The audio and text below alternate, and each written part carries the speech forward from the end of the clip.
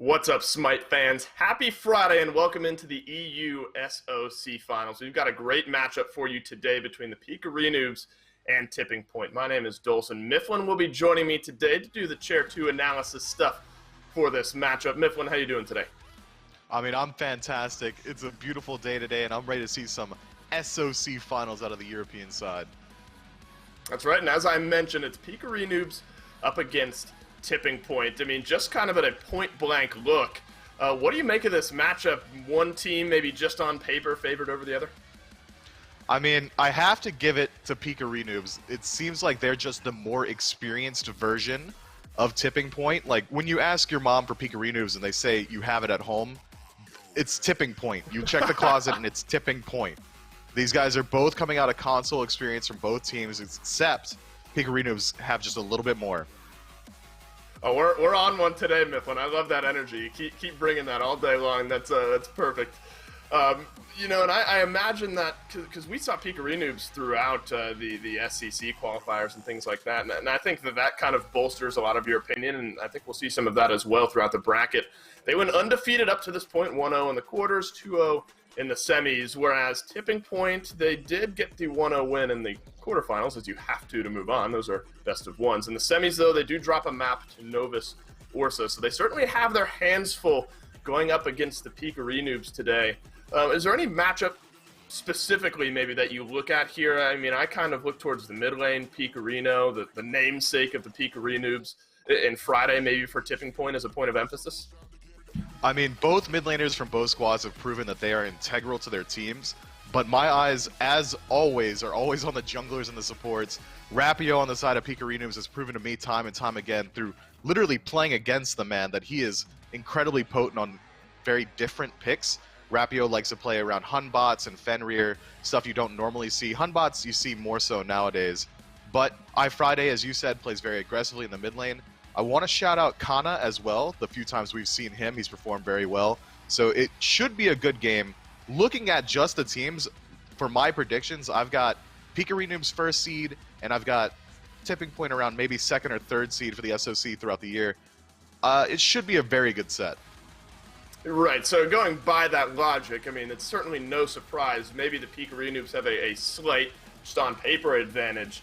But Tipping Point certainly deserve to be here, and they've proven that throughout the recent weeks. And we sort of had a quick conversation there about the mid laners and some of the players in the jungle that we'll be seeing today. I am curious, and you know, not much has changed in the game, so I don't imagine much will change around maybe the mid lane prioritization here. But when you look at picks and bans, do the gods like Kukulkan, Merlin, Persephone, do they still jump out at you as probably who will be the most prioritized mid laners here today?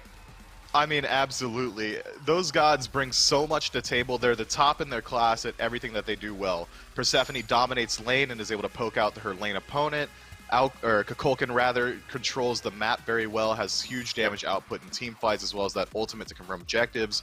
Merlin has great concentrated damage as well as objective burn. He might be lacking a little bit on the objective confirm side, but his burn is second to none. Those gods are definitely top of the field. Well, certainly no surprise on the bans that I've seen thus far. I mean, those are the mid lane priority, but we've seen a lot of solo lane. I think bans has been a pretty popular point of emphasis for a lot of these teams in the pick and ban phase. Kukulkan, Odin, both banned out here by Pikarinoobs. Camazotz, I was going to say made it through the ban phase, and Pikarinoobs are going to snatch him up first. I mean, as you absolutely should. I've been saying it the whole time. I think Camazotz is one of the best, if not the absolute best god in Smite right now. He's got huge damage potential. The damage stim he gets from getting his one echo at the beginning of the game, I believe it's around 20 or 30 power at level 1. That's insane. His sustain, so high. He's got escapability in his 3. His ultimate completely removes him from the playfield as well as giving him CC immunity, dropping down with the damage. Camazotz brings so much, and he's a fantastic flex pick. So when you pick him first, you can either put him in the soul lane and he'll control that lane, or you can put him in the jungle. So now Tipping Point has to figure out whether or not they have to play around a jungle Camazotz or a solo, and it's going to affect their draft going forward.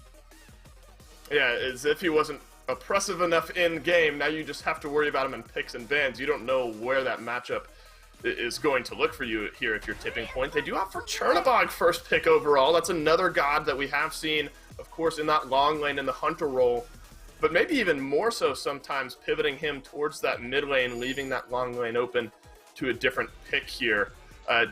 Just on paper, I mean, maybe it's hard to predict, but do you like Chernobog maybe in the mid lane over the solo lane or vice versa?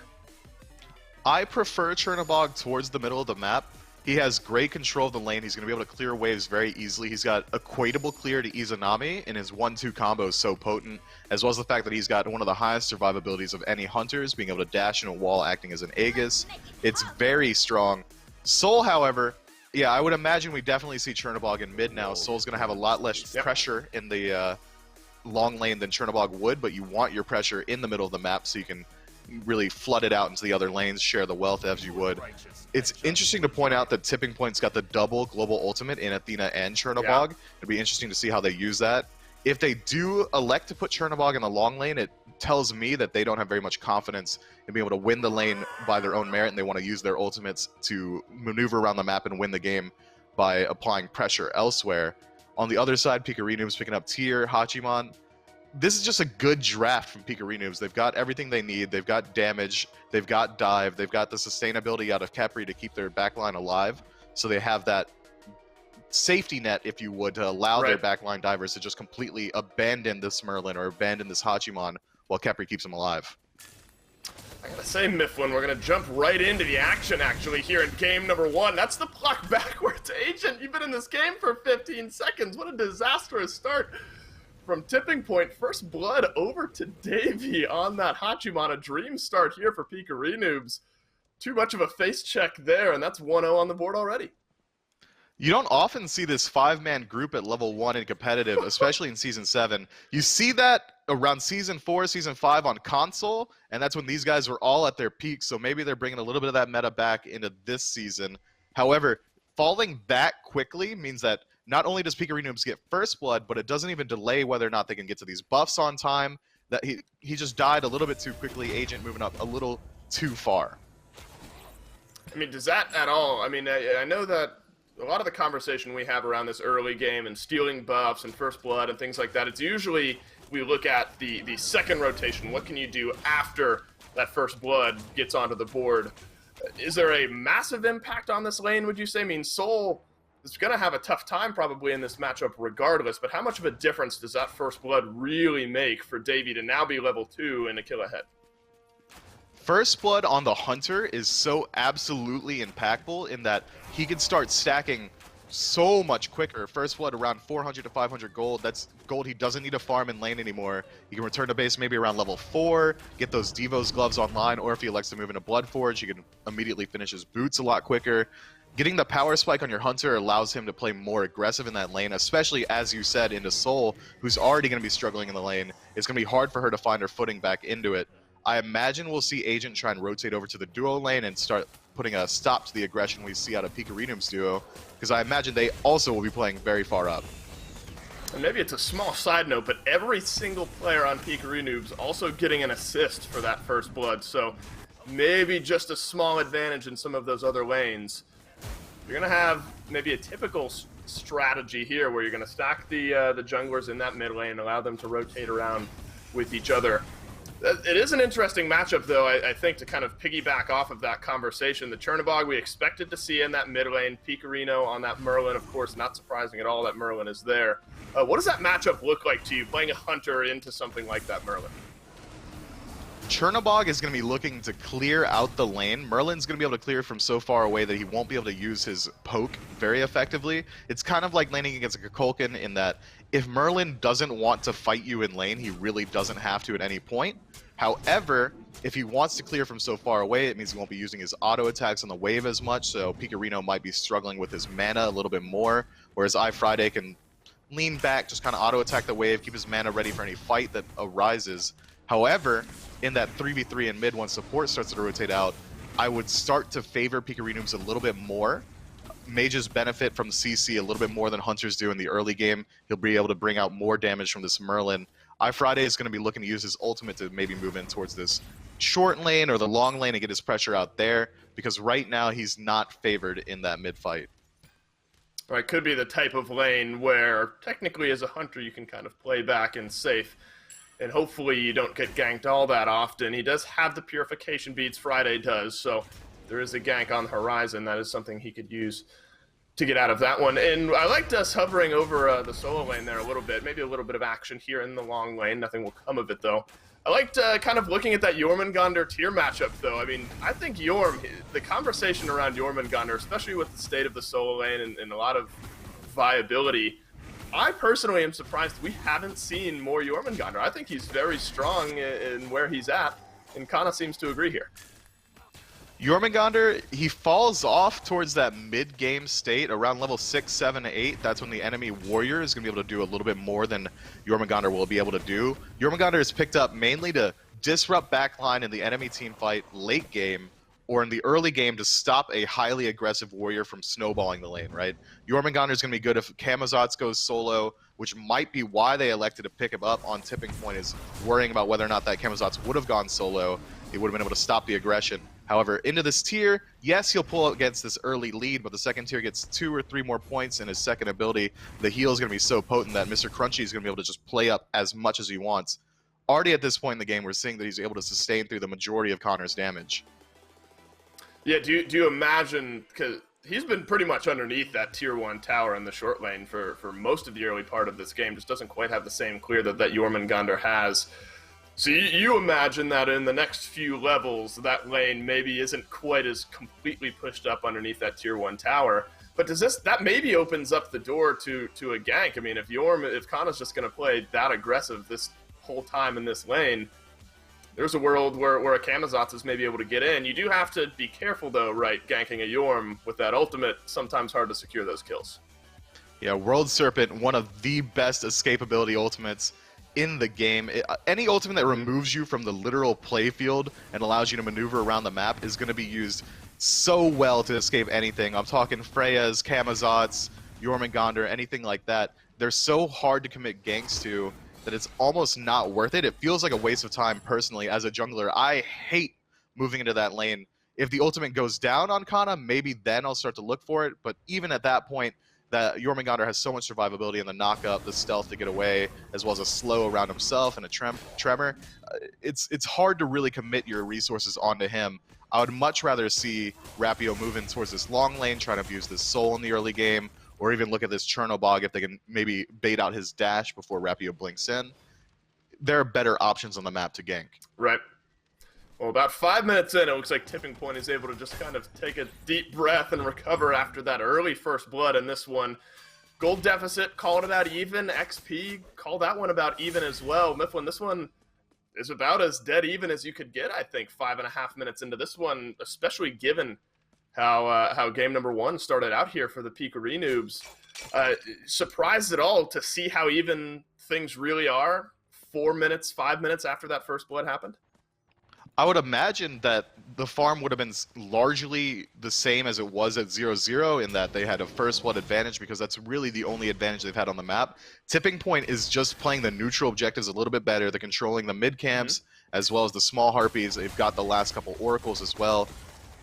Pikarinoobs are playing for the late in that they have such a great late game comp. Camazotz only going to get better. Merlin only going to get better. Khepri only going to get better as well. They've got so much for the late that I think they're playing a little bit too much on their heels right now in this early game. But that is a viable strategy. Seeing a little bit of aggression from Davey in the long lane. Yeah, he was feeling confident just a moment ago there, and both hunters trade out the ultimates. Alexi looking for just a little bit more. Davey wanted nothing to do with it and uses his ultimate for a little bit of escape. That soul is sneaky. I mean, you know, we talked about, or we saw rather, Freya played a good bit in the recent few weeks. Hold that thought though, Kana not able to get into the World Serpent. A well-timed gank, despite it being a Jormungandr. There is some wind-up time on that ultimate.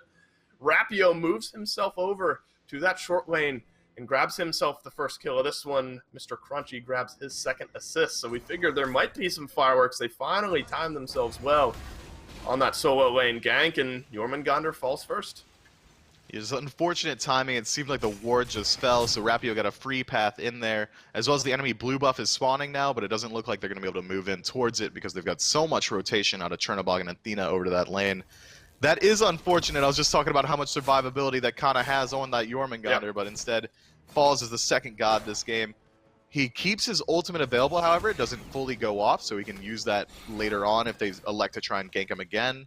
But I don't imagine that they do. Tyr should be completely caught up or ahead by this point, and as I was saying earlier, the second he gets to round this level is when Jormungandr's not really going to be able to impact him very much.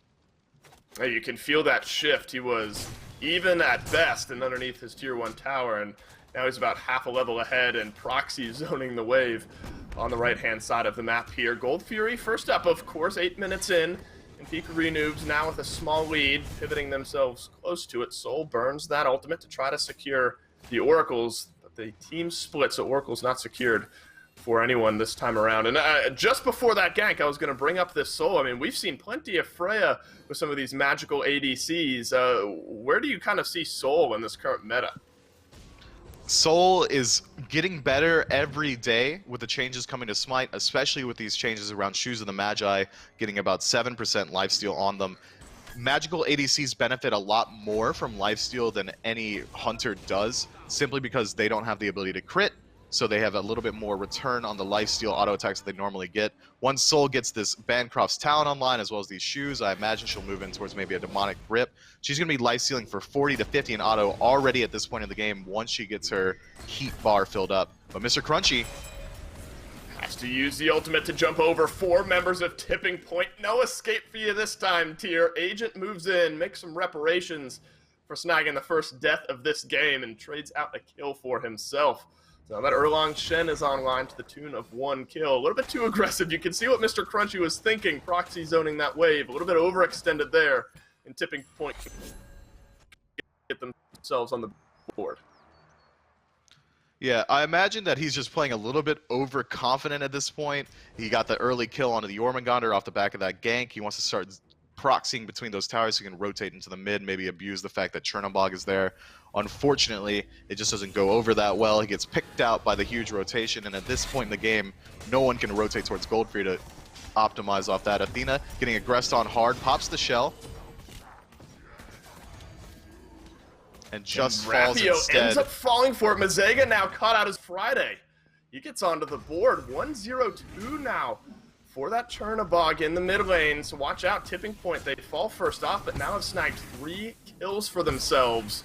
And they're right back in this game and then some. They got about a 1,000 gold lead 10 minutes into this game. Friday on that Chernobog starting to hit the right notes at the right moment. Yeah, that's well use of the ultimate to slow out the enemy team, as well as peeling out this Athena, recognizing that they could get onto Athena in time with the use of that shell. It's very easy to try and let your teammates die at that point once they're surrounded by the entire enemy team, but we saw a very good discipline from Tipping Point to really rally around Jhockin on Athena, use that shell very well to get onto these enemy gods. Rapio overcommitting just a slight bit with that jump makes him lose his life. Mizzega has to use his ultimate to defend himself. Davey grabs the stun underneath the tower. Agent, a little bit of healing thanks to the ultimate, and that's just enough to keep him alive, and Jhockin uses his ultimate as well. Rapio wants some more. Into the ultimate goes that Camazotz, finds the kill. Erlang Shen into the dirt. Agent dies for the second time this game. This one's getting messy, Mifflin. The dive was there, nearly got the kill on a Davey, but instead Agent, he ends up falling. He's dove the tower. You can't dive Hachiman very well, especially when his beads are available like that. We saw him get stunned inside the tower. You have to play respectful, especially around your positioning when diving a Hachiman. It's best to stay towards the center of the lane. You don't want to try and cut him off within his own tower, because then he could just dash away safely as well as stun you. You kind of want to stay on the other side of him to incentivize him not to use the dash on top of you. Unfortunately, it's not going to work for him this time. Agent gets picked out early. Rapio getting that kill onto him as well. Once a jungler solos another jungler, that's a huge point as well, because that gives them the additional gold from the kill, and it opens up a little bit of a timer where the jungler is going to be farming and the enemy jungler isn't. It's very hard to deal with that. Well, MrCrunchy continues to get aggressive and push very far forward over in that short lane, but luckily has his ultimate to get him out to safety this time around. Rapio has made his impact early and often in this game. All 3 kills affected, 2 of them going in his own back pocket. So that Camazotz, I think, Mifflin, is something you really have to be mindful of, especially, I mean, you get 3 spread kills over on Tipping Point, which is maybe how you want it. But when you get that Camazotz online, I mean, he's oppressive enough just as a baseline god. If he starts to get more and more fed, it's going to be very tough for Tipping Point to deal with. It will be, absolutely. It's on Pikarinoobs now to start and slow down this bleed. It is only 1,000 gold at this point in the game, but with the early game that they had, it should be a lot closer to even. The next team fight around this gold free is going to be very indicative of the rest of the match. Right now, the vision is about even around it. I imagine that we're going to see the supports trying to get those sentries online. ADC's around level 13 of 14. This is about the time that they could start to two-man this gold free, so if any pick happens in the long lane, they should immediately move in towards that as well. But Tipping Point are in a good position to start aggressing around the gold free if they want to use that. Erlang Shen's going to have so much more aggression than Camazotz at this point, simply because of the fact that the enemy comp from Pikarinoobs doesn't deal with Erlang Shen quite as well. I know that I've said that Camazotz is the best guy in the game, and I still stand by that completely, but Mizzega getting poked out a little bit. Jhockin gets pulled right back in. Not enough damage to finish off the kill just yet. 3-man knockup from Agent as he moves himself away. Camazotz, Rapio takes to the sky. One final swoop with the ultimate is enough to put Agent down to about 100+ HP, and he gets out alive. 4 half health bars for Pikarinoobs. There are a couple members back of Tipping Point. They're pivoting around this Gold Fury, thinking about it, but I think smartly are going to move themselves away as Tipping Point may be here to fight some more.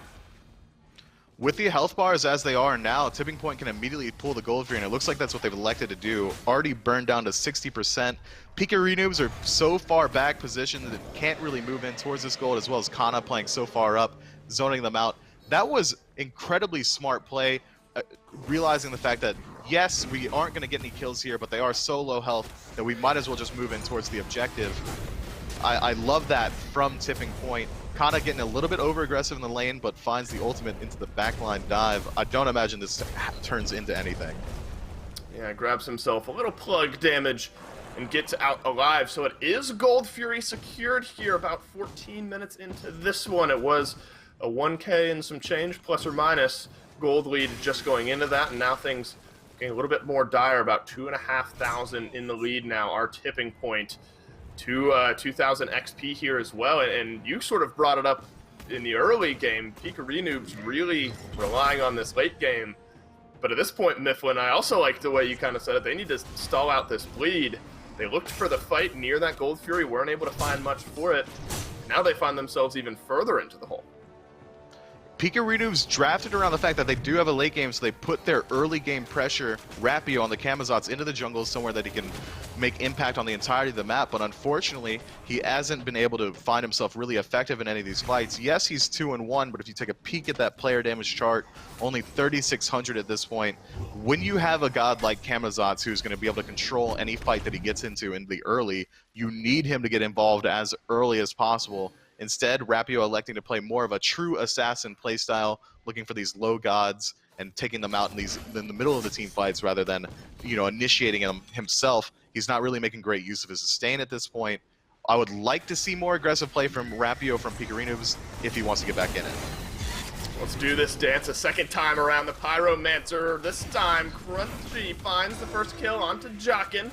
Tipping Point does end up securing the Pyromancer. Big opportunity for some damage there from Rapio. Up into the ultimate he goes. Agent melted down, this time by Pikarino. Kana takes to the World Serpent ultimate, crashes on through. Friday turns around enough damage to find a kill. Tipping Point suddenly right back in this fight. It's a 3-for-2. Mizzega, he drops, makes it a 3-for-3. Friday, he solo. MrCrunchy moves in. Both of the actives used this time from Friday, and that's going to get him out alive. Kana, he has plenty of health to play with here and might actually look for a kill as Jhockin moves back in from base. Brilliant time on the ultimate. Tipping Point, they've turned this fight around. It was a 3-for-3. Suddenly it's a 4-for-3, and Tipping Point, they extend the lead. It's so unfortunate from Pikarinoobs. They got the better end of the beginning of that fight, but as it went on, they need to recognize that they can't let these gods with global ultimates return to base. The second that they get back from base, they're going to ult back into this fight at completely fresh health and mana. It's so hard to play into that. Jhockin doing it so well. Broke off from the fight immediately after getting dropped to around half health. Backs off in the jungle, returns to base, ults in onto Kana, finds the early kill.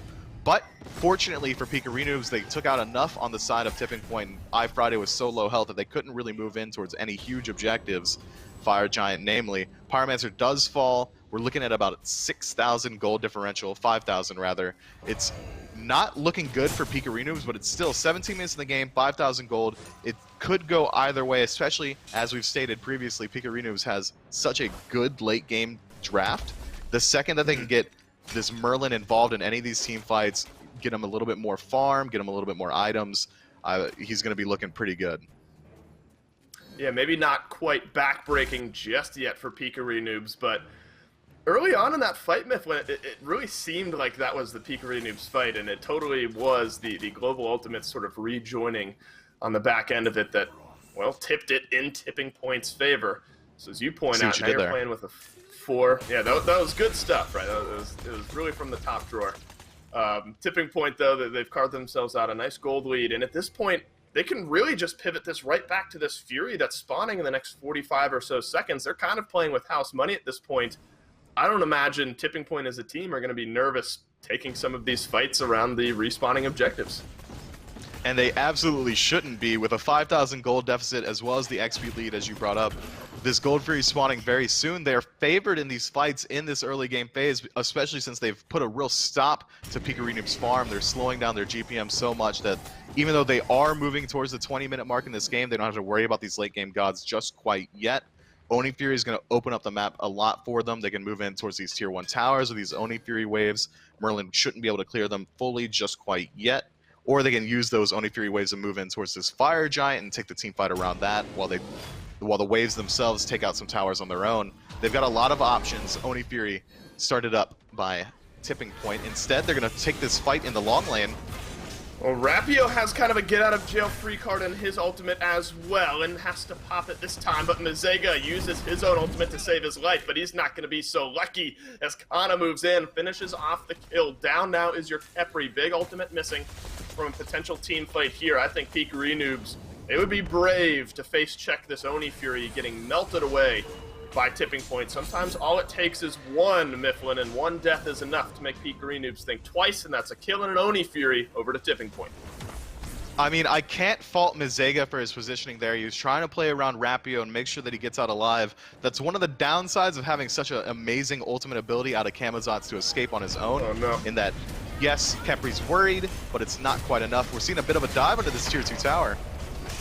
Yeah, just a bit, Mifflin. Pikarino gets absolutely smashed by Kana there. Jhockin moves in, MrCrunchy goes down, Davy potentially shortly to follow. Brilliant taunt there from Jhockin for Agent to pull them right back in, and alexiroyle finds the final kill. A double kill for this soul. That's a deicide for Tipping Point. 20 minutes into this game, should be a mid-lane Phoenix, and those death timers are long, Mifflin. I mean, 20 seconds left, and they've got the wave flooding in. They might be able to just move in straight to the Titan, and it looks like that's what they're going to elect to do. What an amazing play. My heart goes out to Mizzega, though. He just respawns and immediately falls before he's even allowed to leave his own Phoenix, and then his Titan falls shortly afterwards. That's a real heartbreaker for Pikarinoobs, and a stomp like that will affect the mental, especially since I know for a fact that Pikarinoobs were going into that game confident. They expected to come out ahead wholeheartedly. I know that Rapio is a very confident player as well, and now they are immediately crashing against those rocks that are Tipping Point. They need to adjust their mental going into game 2, maybe shift their early game focus a little bit further forward instead of drafting completely for the late, and try and win before the 25-minute mark. We'll talk about the fireworks we just saw. I mean, we're, what, tied at 3 and 3 kills a few minutes in. A small pop rock on the ground with the first blood. They weren't really able to make much of it. Post-game stats for what was a complete sweep in a 20-minute game. Tipping Point, just a few fights. You fight around the Gold Fury, win big there. Big win in a fight around the Pyromancer, and then a final deicide 20 minutes in. That seals up this game. Kana on that Jormungandr, obviously at 4-1 and 7, Mifflin. There's so many ways that I think you can look for Tipping Point. But I think that this Jormungandr definitely played a big role in this win. I mean, Kana absolutely was a part of every huge fight that went the way of Tipping Point, he was vanguarding every single one of them, diving into this back line or zoning them off objectives. He used the lead that he established in the early game in his lane and immediately moved out and started to spread that wealth towards the center of the map. He just rotated around a little bit better than the tier did. Unfortunately, Jormungandr isn't really the god you'd expect to do that on so well. No. So if they do focus their efforts on maybe banning out the Jormungandr or taking themselves, they open up the map for him maybe to play a more aggressive, more dominant god, and maybe like Hercules or King Arthur, or take the Camazotz himself into the soul lane. Kana is definitely a threat to be looking at going forward. Yeah, and that's definitely not what I expected to see out of game number one. I completely agree with you there. I think coming into this one, purely name recognition alone, I think Pikarinoobs, they have a slight edge, but a brilliant performance from Tipping Point in game number one. That finds them the win in about 20 minutes. We will be right back. We're going to take a quick break, about a 1 minute break, so get off cam, wash your hands, and we'll be right back for game number two. Welcome back. We told you it'd be quick. Thanks for sticking around. After game number one between Pikarinoobs and Tipping Point, a 20-minute game number one is going to move into game number two here. I'm still Dolson, still Mifflin with me to talk about this one. And I think I agree with a lot of what you were saying towards the end of the post-game stats there. I think that this just needs to be a mental reset now for the Pikarinoobs. With games like that, I mean, obviously there's things to take away and things to kind of digest, and maybe here's what we do better, let's change up how the early game went, things like that. But I think when the last three big fights we saw, you just kind of get swept. I think you just need to move that game to the side, maybe adjust something in picks and bans, and move forward. Yeah, I mean, but we have to be worried about on the side of Pikarinoobs. In a best of three, losing the first game is so mentally crippling. If it were a best of five, it would be a little bit less so, but knowing that you need to win every game from here on out is so much to think about. It's a large hill to climb up, if you would. But on the side of Tipping Point, maybe a little bit of the stress they had going to game one dissipates a little bit. I know that I've become complacent in the past when I've been playing games like this. If I know I have such a huge lead, especially such a dominating lead that we saw from Tipping Point, what a convincing game that was. But Pikarinoobs do need to just completely reset. I would like to see them maybe shift their focus towards a more early game composition. Season 7 has lent itself very well towards early game domination and then using the lead to really catapult your late game instead of drafting purely for the late game. That's such a good point, not only in the difference of the dynamic in a best of three versus a best of five or something a little bit more lengthy, but maybe a mindset shift here for the Pikarinoobs. The early game wasn't quite their focus in game number one. Maybe take a bit of a different angle here in picks and bans. You can see similar bans, though, at least for Odin's sake. Athena and Chernobog, two of the big reasons Tipping Point found a win so quickly in game number one. They ride the ban seat in this one. Camazotz, they're going to stick with them, Mifflin. I mean, I don't think Camazotz was any of the reason that they lost, but sticking with maybe some of the same mentality that they went into game number one with. If they do decide to shift this Camazotz towards the soul lane, that could be a god that will shut down how oppressive Connor was in that lane. We could also put Rapio on a god he's more comfortable with. We know I've seen him play Thor. We see him play Fenrir all the time. We don't often see him play the Camazotz. If we shift Camazotz towards the soul lane as well, that is one of his stronger lanes. I like the draft from Pikarinoobs. I said that I would like to see them play a little bit more early game, again, going for this completely late game god in Chronos, but if they do get him to late, Chronos is so oppressive that he should be able to make up for that early game deficit. But once you do draft a god like Chronos, you draft a god like Soul, these guys that only really start to pop off once they're fully slotted in their builds, you have to know going into the match that you are going to accrue a deficit going forward. It's going to be hard for them to fight around these Gold Furies as well. But on the side of Tipping Point, having Freya, that is another late game god. She brings a little bit more in the early than Chronos does. Her survivability is actually a little bit higher in an ultimate that removes her from the playfield, as well as acting as a beads, and she's got the additional oppressive assistance from the Erlang Shen. We might see him come out of the jungle again, I would imagine so, and Horus in the lane going to bring so much CC. Yeah, plenty of late game potential already on the board for both of these teams. We've seen what Freya can do. Haven't seen Chronos really all that much. Banned out, actually, notably in game one of this set, picked up here by the Pikarinoobs. Mid lane priority maybe is what jumps out to me in the second round of bans here for Tipping Point. They're going to take away the Merlin, the Kukulkan as well, and then Hunter priority for Pikarinoobs as Uller and Onher both take a backseat. Amaterasu locked in, presumably for that solo lane here for Tipping Point. Osiris and Poseidon, though, is going to round out the Pikarinoobs draft. That's super interesting. I imagine we'll see the Chronos in the long lane, the Poseidon in the mid. Osiris obviously more likely going to go into the short lane than jungle. He has the option of being a jungler, but Camazotz is a lot more comfortable in that role. Cool, Camazotz is a lot more comfortable in both roles, to be absolutely fair. But Osiris has a bit of a weaker jungle. It's a lot larger deficit there. But I would have also really liked to see Camazotz go into the short lane because that is his best role. Unfortunately, we're going to see him on Rapio again. Hopefully he gets a little bit more involved in the early game than he did last. It took him about 12 minutes. He only dealt about 4,000 damage in that time. We need to see just a bit more, especially with the early game power that he gets off the first ability. You would imagine that he wants to take these early game fights. And I think kind of on the back of that as well, speaking of this early game, 3 Hand of the Gods picked up by the Pikarinoobs, only 1 for Tipping Point. If you're Pikarinoobs, are you buying those Hand of the Gods purely just for invade potential from Tipping Point?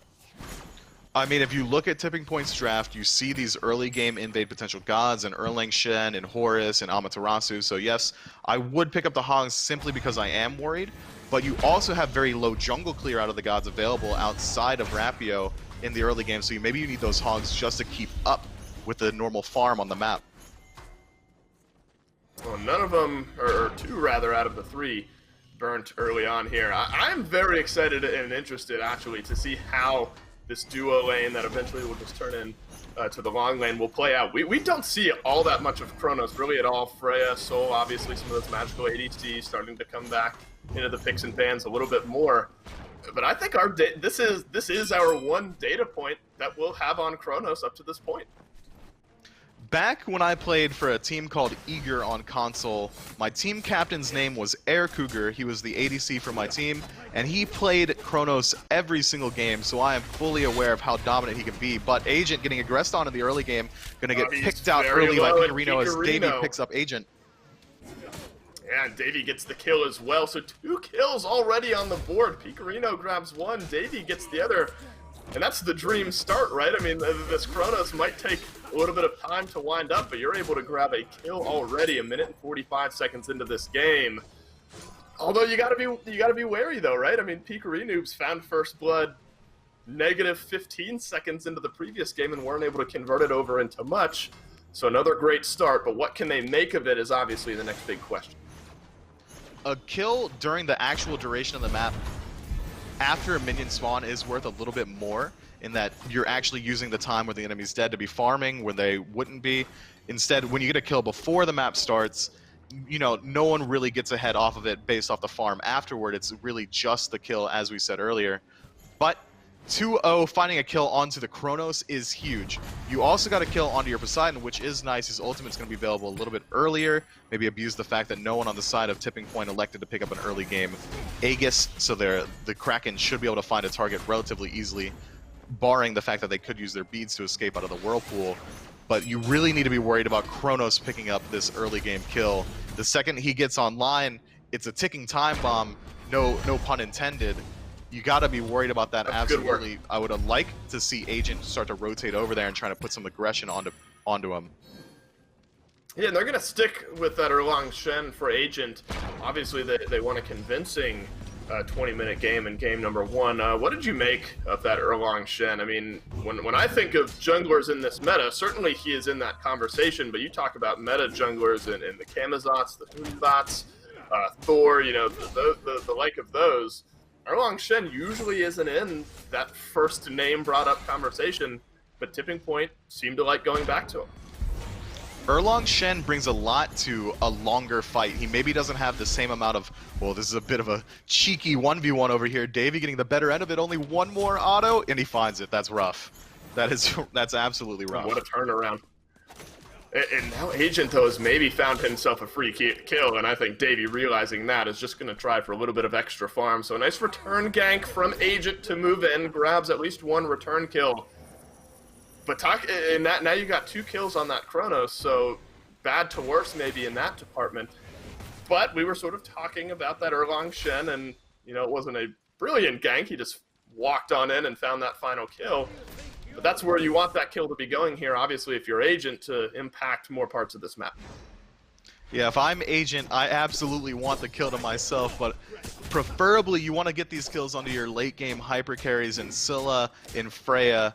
Unfortunately, Freya getting sold out early there. Not only did she lose her life to the opposition, she also didn't get the chance to clear the wave, so she's falling behind a bit, even further from this Chronos on IDavy. It's going to be so difficult for him to get back to an involved state, as well as both gods kind of hit their critical tipping point in their builds around the same time, Freya and Chronos that is, but it doesn't look like alexiroyle is going to want to slow down even a little bit, still looking for that early aggression, whooping just for no reason, really. And I think what maybe needs to be noted, or should be noted, is that alexiroyle, just in a small skirmish previously, burned those beads, and Davy was able to grab the kill nonetheless. So while the long lane has somewhat been left alone in the first 5 or so minutes of this game, despite a gank from Agent to clean up a kill, that could open the door in the next minute before those beads are back up for a potential fight. But I think alexiroyle, realizing that, won't necessarily find himself overly aggressing into this one. And of the 3 kills that we've seen so far, Pikarino, he's assisted and gotten 1 of them, so 2 out of 3 he's had a hand in. That Poseidon, Scylla we've seen a little bit, but Poseidon, I would say, maybe even similarly to like Erlang Shen in the jungle, we haven't seen too much of this Poseidon. Do you like Pikarino pivoting over into that pick? I enjoy Poseidon in his ability to self-peel, but I think there are so many better options, so many mages in the middle lane that have a lot more mobility available to them to not have to use their entire kit to just survive if someone were to dive onto them. Poseidon's a decent pickup into Agent in that Erlang Shen has to move in aggressively, close distance with a dash, and sit on top of his target to deal all of his damage, whereas Poseidon can use his second ability to turn his auto attacks into a shotgun and drop a Kraken on himself. We're going to have to force out the beads on Scylla, though. Yeah, Friday has to use the beads, and I'm a monster, not going to save your life this time. Rapio moves in, freest kill of his life, as Scylla back to base for the second time this game. Alexi using the ultimate now, drops back down, still plenty of danger to be found. Pikarino, he's on the board for the second time here in this game. Agent moves in, just a little too late. Pikarino, they turn around a couple of kills here. Now you've got 2 on your Poseidon, 2 on your Chronos, 1 on your jungler. Things are looking good if you're blue. I mean, I said that I wanted to see them shift their focus to the early game. Instead of changing their draft to fit it, they're matching the playstyle that I wanted in that they're taking these early game fights very well. They're looking to move aggressively through the enemy jungle, but they still have these late game gods, and it's just working for them. If you can get away with something like this, playing early game aggressive with late game characters, it's the absolute best case scenario for Pikarinoobs. We see now that net worth chart, Chronos and Poseidon are topping it off. The hyper late game carry mages, you don't want them at the top of your charts if you're on the enemy team from tipping point. We need Agent to start moving over towards this Chronos, try and shut him down a little bit, but Freya can't get the upper hand in this lane, isn't able to force out the beads with the ultimate on her own, so it's so hard to allocate resources from your jungler towards that long lane when he's got so many escape abilities in IDavy, in his actives as well as his ultimate, that it's almost not worth the rotation. Once at least one of those are down, maybe then he can start to move in. But Alexi's having a hard time. Could be a big fight here over the oracles. Kraken bursts out, big 3-man Kraken this time from Pikarino. He finds the kill as well. I'm a monster over the wall is going to grab the kill onto Mizzega. So 1 more pulled back from tipping point. Watch out for this Poseidon. I mean, that might just be a consolation prize if you're Friday, able to finish off that Chronos pendant. This Poseidon has shown us time and time again that he's going to hurt in these fights if you're going to find the proper setup. alexiroyle getting aggressed on again. You can't get picked out like this. We saw him on the ward there. We knew that Pikarinoobs were clearing out the ward from tipping point, so Freya should have known that he was there. Unfortunately, not showing enough respect, gets picked out early. And Goldfury is going to start to get started up by Pikarinoobs. Yeah, Chronos and Poseidon now both with 3 kills apiece. Goldfury started up. Goldfury finished off Pikarinoobs. This lead extends to about 3,000 gold, 2,500 XP, 9 minutes into this game. They've seemingly reached that late game potential that we've looked for 9 minutes into this one. At this point, if you're Pikarinoobs, I think you try to maybe do exactly what Tipping Point did in game number 1. You methodically fight around these big respawning objectives, and in all reality, you should be winning the fights. I mean, every step of the way, they are by and large ahead, as well as Tipping Point also drafted for the late game a bit. So Pikarinoobs, with this lead, it's so hard for Tipping Point to get back into it because their only real avenue for early game aggression is this Erlang Shen. MrCrunchy in a little bit of trouble.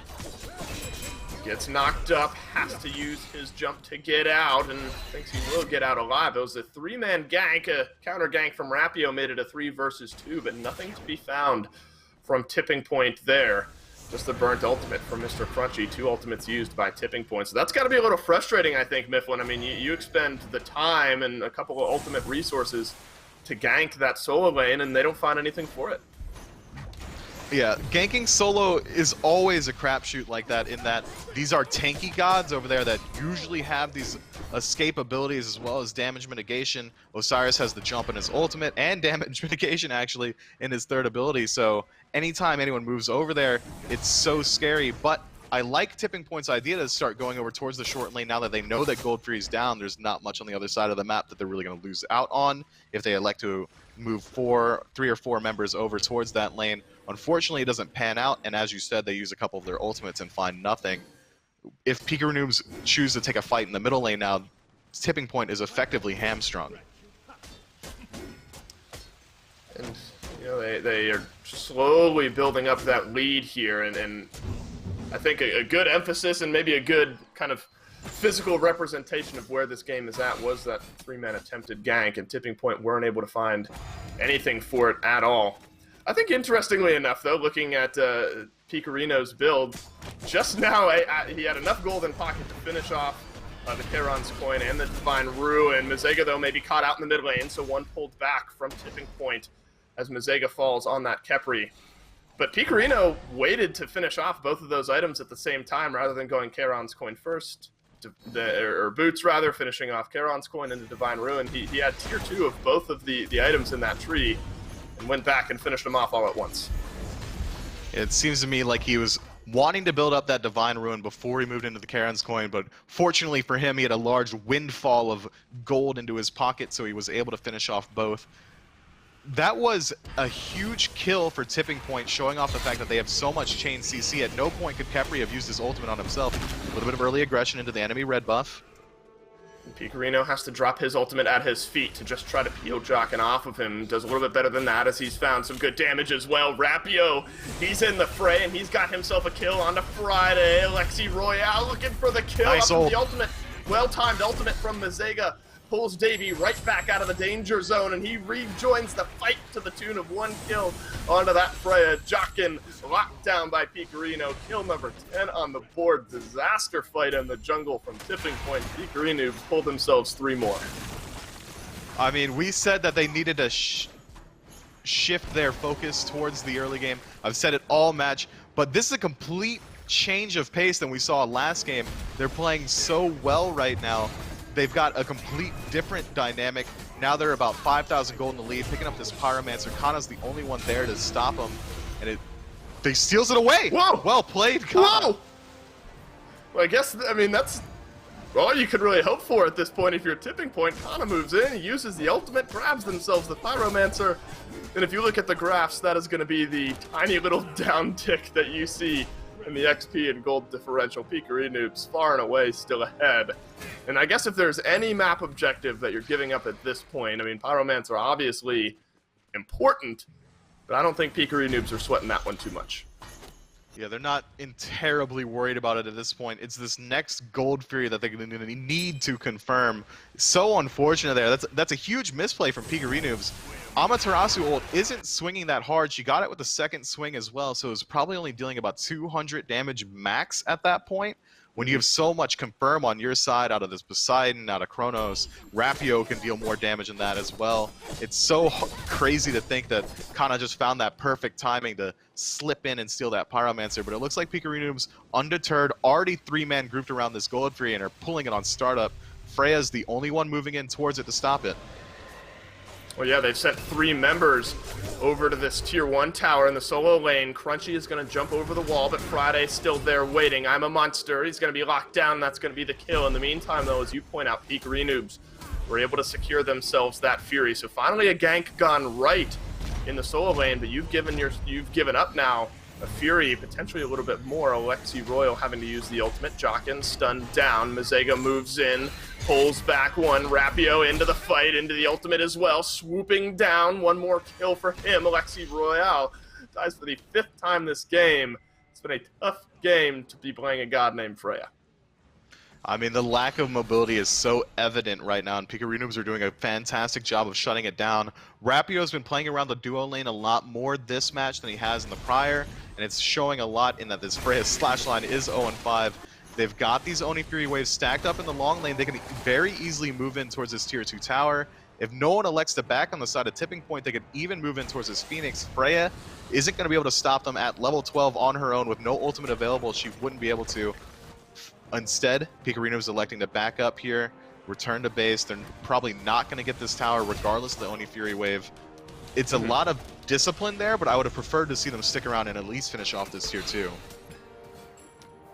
They do go back. I mean, there was a small rotation from Tipping Point. Friday and Agent were moving over from that middle lane, potentially looking for a little bit of a kill presence underneath that Tier 2 tower. So Pikarinoobs back off, at least save their lives, realizing that a half-health Tier 2 tower will fall pretty quickly nonetheless. Fire Giant is up, and obviously that's the only large respawning objective that's on the map right now for the Pikarinoobs, and this would be a very early FG, Mifflin, but it is something that Pikarinoobs might be considering. I mean, their gods are around level 15 to 16 at this point. The lowest level on Pikarinoobs is Khepri at level 12, and that's when you need your support to be. The second he hits level 12, that's a huge power spike, allowing him to get that second active. They've got the Frenzy online as well as a Shell. They could very easily move in towards this Fire Giant with the objective burn from both Chronos and Poseidon as well. They could match that very easily, pick it up. But they have to be worried about the rotation in from the fight from Tipping Point. But on the same coin, if Tipping Point moves into the jungle as 5, Pikarinoobs is favored in the fight. Davy getting poked out a little bit. Well, the crush was there. Davy uses his ultimate to pull him back, and there's plenty of damage from Pikarinoobs to maybe win this fight. alexiroyle to the skies. Mizzega finishes off the kill with the DOT. Kana back in, cleans up the kill onto Davy. That's a big loss now if you're the Pikarinoobs, but Crunchy finally getting involved in some of these big team skirmishes that we found as Kana pulled on back by Mizzega. Jhockin has found maybe an angle to rejoin the fight, but decides to move back into his own jungle. Kraken buys a little bit of peel. Kana rooted down, and the pull back is enough to get Rapio. The kill is a 2-for-1, still in favor of the Pikarinoobs. Tipping Point found the absolute best target that they could inside that Chronos. Unfortunately, from Pikarinoobs, they made poor usage of their ultimates. Chronos and Khepri used their ultimates at the exact same time, so that neither ult really got full value, just simply due to the fact that now one of the other ones is down, having gotten no value. I understand where they were coming from. Had Davy fallen there, instead of using his own ultimate and allowing Khepri to revive him, he would have made it out with better positioning. But at the same time, as the Chronos player, you can't 100% trust the fact that your Khepri is going to land that ultimate. So you know, reaction to survive, you just use it yourself. Unfortunately, that just wasn't good enough there. And once the fight continued to fizzle on, we saw that Tipping Point is able to fight into Pikarinoobs just a bit once Davy is dead. Tipping Point steal another one. I mean, Pyromancer, it's just not working for you guys. Yeah, at this point, if you're Pikarinoobs, I think you just let Tipping Point start the Pyromancer at some point and then try to steal it away yourself. That's another Pyro for Tipping Point, and you know, it's again small in the grand scheme of things, but if that keeps happening as this game moves on, it's something you have to be mindful of. Friday uses his ultimate here in a small red buff skirmish, but won't result in much. Mizzega plenty healthy enough to get out alive. The reinforcements are in from Tipping Point as Agent Might move through. Nice Kraken locks down a few. So much damage. Pikarino, he turns around, helps out Rapio, cleaning up the kill onto Agent. You gotta be careful in these small area fights. That's a good route, actually, from Friday to turn things around. On the other side of the coin, things look like they will be a 1-for-none here. Great Kraken from Pikarino to find the kill. And unfortunate timing it was for Tipping Point, losing their jungler there. He used his ultimate early on in that fight, couldn't quite find the taunt, so now the Primal Fury should go the way of Pikarinoobs, completely uncontested. This game is spiraling out of control. Now we're looking at about a 5,000, 6,000 gold deficit in favor of Pikarinoobs, as well as a 6,000 experience deficit. With all these permanent objectives still on the map for Pikarinoobs to take, and 3 tier 2 towers and 1 tier 1 tower, as well as Fire Giants still available, and they already have such a sizable lead, this game could go from bad to terrible very quickly for Tipping Point. Yeah, I think if I'm Pikarinoobs at this point, I'm going for any objective not named Pyromancer, because it just has not worked out for them up to this point, both stolen away by Tipping Point. I mean, maybe that's not all that surprising, though. I mean, there is some good objective burn from the Pikarinoobs, but then objective secure maybe is that next question. We can rejoin that conversation in just a moment, as 5 members of the Pikarinoobs have grouped up, maybe looking to push down this tier 1 tower, but it will disperse back towards the Fire Giant. This is maybe what we expect when you have a lead this big, to maybe start to bait out around the FG. I like the decision to push out the lane. It allows them to move in towards this easier objective in that tier 1 tower that it seems like Tipping Point isn't willing to give up without a fight. So if they get a pick around this tier 1 tower, as you said, they're putting the pressure on the Fire Giants to the map so they can easily move in towards fire. I like this a lot from Pikarinoobs. Whether or not they really choose to take a smart fight, they might need to back up and start actually pulling the Fire Giant. It looks like they're electing to do so now to force Tipping Point into moving in. They know Freya's in the long side of the map as well. In a game where 2 of the fireside objectives have been stolen, both Pyromancer, Pikarinoobs are going to start up an FG here, down to about 2/3 health. alexiroyle is not here for this fight. That's going to be a tier 1 tower in the long lane, locked down now from Tipping Point. Pikarinoobs do realize this is a 5 versus 4 fight, but I think Tipping Point, Mifflin, they've done a great job of kind of delaying this. They poke ahead in, make Pikarinoobs think twice about where they're going to engage. Now it's looking like a tier 2 tower will be taken in the long lane. A fight finally starting here as Agent has taken a lot of damage. Davey piles on some damage, as well as the Kraken from Pikarino to lock down Agent. That is the tier 2 tower taken from Tipping Point, but a kill right near this FG could be a big difference maker for Pikarinoobs. It absolutely can be. Kana on the backside is going to be able to move in very well. He's got good positioning onto Davey here. Pikarinoobs are in a bit of trouble. They've been playing too slow around this fire. And Kana stunned down 1, and that's Pikarino. 5-0-7 up to this point on that Poseidon. A big loss for the Pikarinoobs in this fight. A great pick from Tipping Point. So now, Mifflin, where it all stands, you get 1 kill onto Agent if you're Pikarinoobs. You end up losing Pikarino and 2 towers in your long lane. That's a net win, I'd call it, for Tipping Point. It really is. Now the gold deficit's only looking at about 2,000 in favor of Pikarinoobs, as well as the XP deficit is essentially gone. Tipping Point took themselves from not in this game at all to completely even off of just maneuvering around this Fire Giant. You could say it was good play from Tipping Point. I want to say it was a bit of hesitation from Pikarinoobs that really allowed that to happen. They moved in towards the Fire Giant, they pulled it, they autoed it twice, they walked away for a second, they did it 2 or 3 times. While Tipping Point, at no point were they forced to actually move in towards the Fire Giant. I have to worry about whether or not it's going to get confirmed because Pikarinoobs didn't elect to put any damage into it. At no point were Tipping Point really under duress under their own tier 1 tower because Pikarinoobs didn't really challenge it. They had the idea of, if we start Fire Giant, Tipping Point has to come in, but it's not really if you start it, it's if you're going to do it. And Pikarinoobs made no threat of that.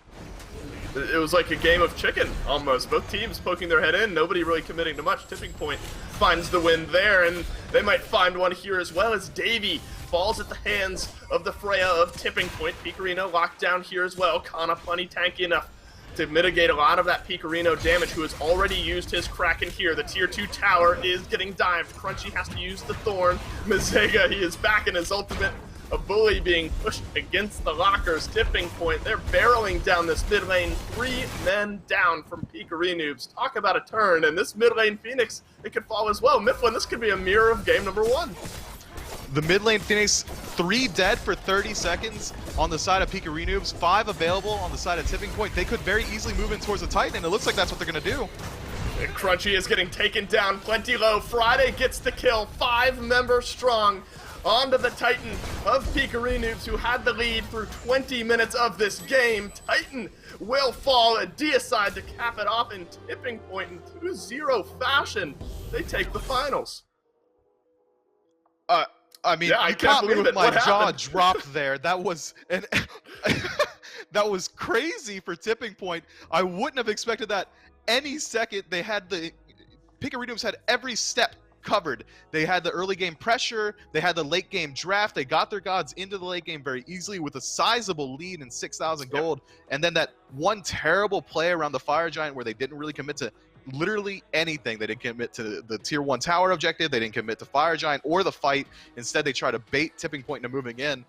Swung that game completely as Freya split pushed the map and got herself involved with farm and gold. I mean, and then immediately losing the team fight afterward. That was disciplined play from Tipping Point. I'm very impressed with their ability to stay in that match and stay hyper-focused with such a huge deficit, knowing that Pikarinoobs has this amazing late-game comp and that they've hit that point. It's so hard to keep that laser focus, stay determined, but Tipping Point showed us that they could absolutely hang with the big dogs. And I think that's got to be frustrating along even a different vein from game number 1, where Pikarinoobs now 2 games out of 2 in the finals, got first blood, got a small early lead. We're not able to convert that into a win. But this one's got to somehow sting, I think, even more. I mean, game number 1, you just kind of get blown out of the water. In this game, you are leading for 90% of this game, and better objective play around the Fire Giant. Literally one slip up from Pikarinoobs is all it took in a massive swing. I mean, it was 5k gold, 5k and some change XP, and then suddenly they're both around 1,000. And at 23 minutes into the game, the death timers are long enough, and they're down the mid lane and win the game. That's got to be frustrating in a totally different way, I think, for Pikarinoobs. When you know that you lost because maybe you made one early game mistake and it completely snowballs in the favor of Tipping Point, game 1, you could justify it like that. If your Pikarino was like, we messed up once in the early, they got the lead the entire match, that's unfortunate. But no excuse is going to be made this time for Pikarinoobs. And as you said, they controlled the entirety of the match, and then they lost anyway. They got everything they could have wanted. They drafted late, they won the early, they had these late game gods with their full builds as well as a huge lead, and they still couldn't transfer it into a win. That is immensely demoralizing. Coming from a player's standpoint, back when that would happen to me, it wouldn't happen often because I'm nuts at the game, obviously, but when it did happen, it was so demoralizing that it really shifts your mental going forward, and it's something that I imagine Pikarinoobs will be having a team meeting about in the near future. And this was a Pikarinoobs team that up to this point in the bracket, they didn't drop a single game. They were 1-0 in the quarterfinals, 2-0 in the semifinals. Tipping Point faced a little opposition up against Novus Ursa. I mean, by all metrics, Pikarinoobs come into this one as the favorites, and we're kind of pushing game 1 to the side. I think Tipping Point are a team that you now need to be looking out for week in and week out, because they've shown that they have the communication and the ability to take these big games off of teams that are presumably the favorites. This is absolutely the best that we've seen Tipping Point play in the year 2020. This is a level of play that they've not achieved before, and it's not even close to what their peak was beforehand, seeing how they were playing going forward. So if this is the level of growth that Tipping Point is bringing this quickly, and they're not done, that's so absolutely impressive. I have to rescind all the comments I made at the beginning of this cast calling Tipping Point Pikarinoobs light. They've proven today that they are a team in their own right and that they bring enough to the table that they are a threat that everyone needs to be worried about. Yeah, the tipping point at home is now Pikarinoobs, I guess. You open the old pantry, Pikarinoobs are in there. This is a tough one to swallow, I think, if you're the Pikarinoobs, but it is Tipping Point in 2-0 fashion, taking the SOC EU Open Finals in week number 2. It was a lot of fun casting with you, Mifflin. I appreciate having you here with me today. On behalf of myself, Mifflin, everyone back in production, thank you for watching, and we'll see you tomorrow.